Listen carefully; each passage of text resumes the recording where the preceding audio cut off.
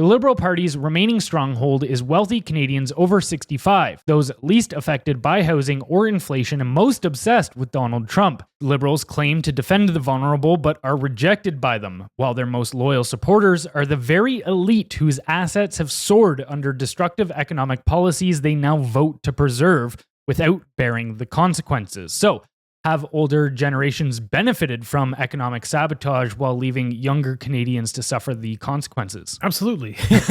Yes.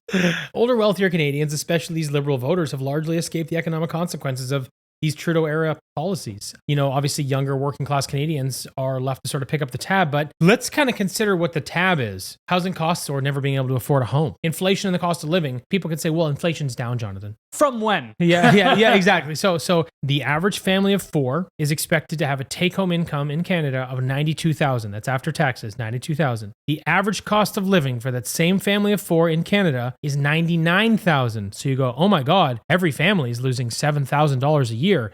But that calculation for take-home income doesn't include the cost of servicing debt. Now that means that the average family of 4 in Canada right now is going $16,000 further into debt just to survive in this country. This is a perfect example of Rob Henderson's concept of luxury beliefs. When material wealth became extremely common, so when the average person was able to, say, buy a nice suit for $200 or whatever, then the elite classes had to start finding new ways to separate themselves from the poor, like to feel like they're on higher social status.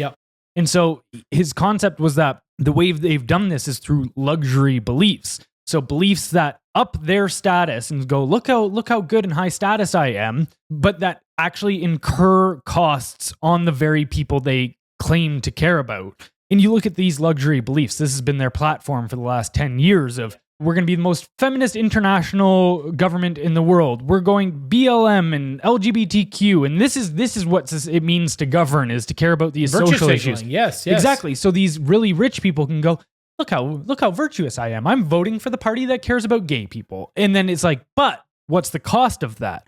Complete economic destruction. Yeah, we just went over the list. It's bad. Right. So they can have this luxury belief. 100% exactly what's happening.